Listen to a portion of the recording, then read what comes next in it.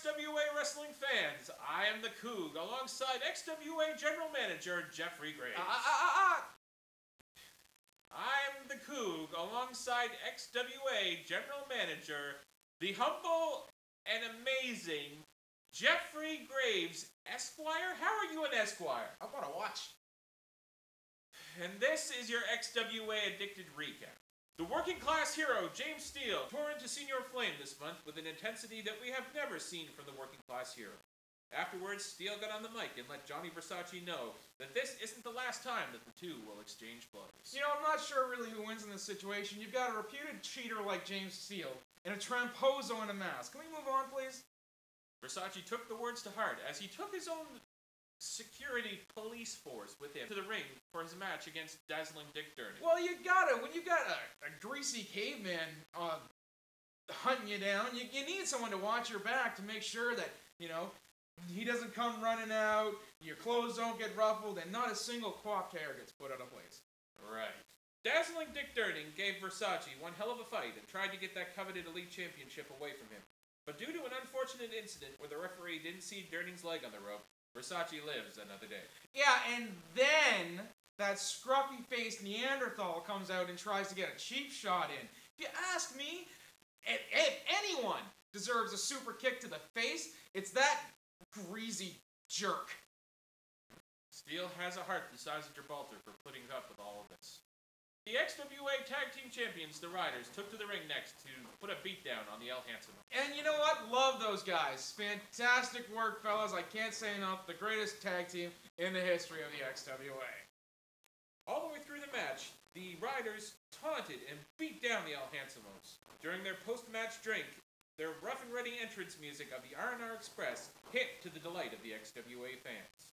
Security stopped the Cousins Owens as Caden informed them that due to a restraining order, they are not allowed within 50 feet of the XWA Tag Team Champions or the coveted Hanwell Park portable refrigerator. It's a cooler, okay? A cooler.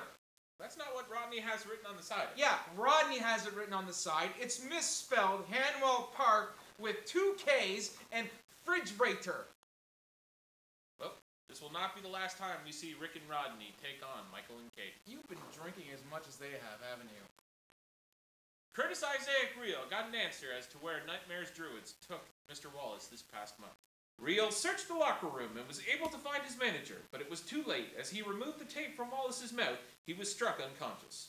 Moments later, Nightmare drugged the unconscious Real to the ring and tried to put him down with a powerbomb, but not before the Detroit hip-hop guru came to and bolted from the ring. This is the sort of thing that we need to discuss. That weirdo in face paint, he's committed several felonies. We have assault, kidnapping, unlawful imprisonment. Nightmare, I am seeking legal action. You are on notice. In the latest episode of Wrong Place, Wrong Time, Dalicious Dale Dangles inadvertently cost the match between his tag team partner, Chisel Chip Chambers, and Mr. 450, Julius Fantana. This was a shame, as the two had a fantastic match going on. You're right, it is a shame. These guys are frat brothers. They should be on the same level. They should be copacetic. I'm sure they'll be able to work it out. Frat leader and roll the dice case holder and Jeff's Mr. Graves' close personal friend, Josh Coates Sabasakis, rushed out to try and sort out this mess between his teammates. Big Nasty and Lance London have been taking advantage of the XWA crowds with their $5,000 body slam challenge, month after month humiliating small fans.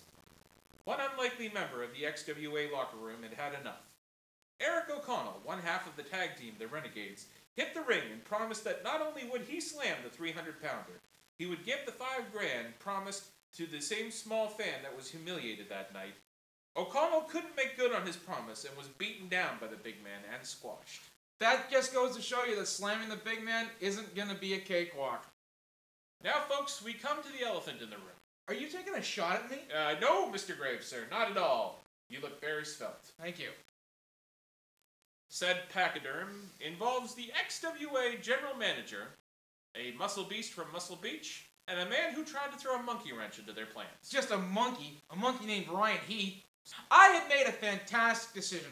I was going to make Wesley Pipes new XWA Heavyweight Champion. He was going to help usher in an era of greatness that the XWA had never seen before. But then Ryan Heath comes out, starts talking a mile of crap, and then next thing I know, I have to make another fantastic decision in creating a fantastic main event. Yes, folks, this past month, your main event was Ryan Heath taking on the Muscle Beast from Muscle Beach, Wesley Pipes.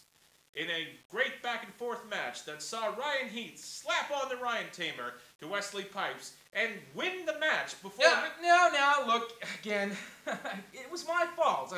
Like many great leaders in the past, they make a couple of mistakes their first few days in office, and I hadn't explained all the rules to everybody, and there was no submissions allowed in the match. You don't want your title switched over on a Peasley-me submission. No, you don't. You want a good, clear pinfall. And, you know, to be fair, I did restart the match. Yes, you did. And when you did, Wesley Pipes hit Ryan Heath with the chair. That's because I made it no disqualifications, of course. Tried to hit him again before Ryan locked on the German suplex. Got him in the 1, 2, 3 before you stopped. No. Just a second, Coog. Again, I've got to explain. It was getting late. You know, people have places to be the next day, and it was actually getting quite late for the kids. And kids, it's important to get at least 8 hours of sleep every night. I had to make the decision. We simply ran out of time. These things happen in wrestling. I'm sorry, Ryan. Yes, sorry indeed, as that same Ryan Heath would chase a XWA general manager out of the building. Yes, but not before I made one of the greatest decisions in the history of XWA with the creation of my Gold Rush tournament. Well, I can't disagree with you there, Mr. Graves. The Gold Rush tournament will pit 16 XWA superstars, with the top prize being at stake, the XWA Heavyweight Championship. They will compete in a single elimination tournament, with the finals taking place at XWA Strapped in our annual Fans Revenge Strap match. This all takes place this month as XWA Wrestling. Jeff Graves XWA's Wrestling. Jeff Graves XWA Wrestling presents the Gold Rush Tournament. That's Friday, February 8th at St. John at the Branch 69 Legion. And the next night, Saturday, February 9th at the Boyce Farmers Market in downtown Fredericton, New Brunswick. For both shows, doors open at 7 with a bell time of 7:30 p.m. Don't you dare miss my show!